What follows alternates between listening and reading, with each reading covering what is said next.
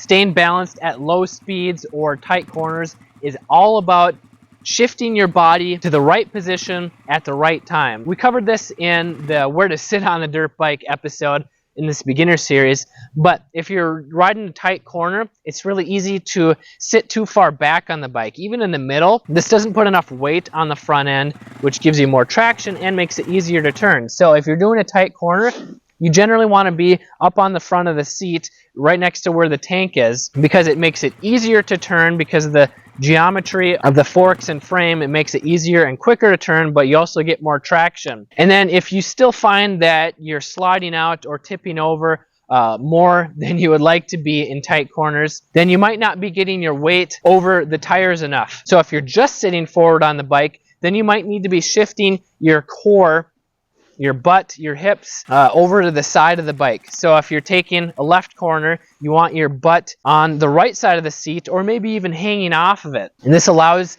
you to lean the bike into the corner more and turn tighter with less effort. And you should not be holding on tight with your hands. It should be a very loose grip. This is why you should practice balancing using your core and your legs at low speeds. You can do this even in a straight line or doing like figure eights at home. You don't need much space to practice this. And another problem is reacting to what the bike does. So maybe you're riding over logs or in a rock garden.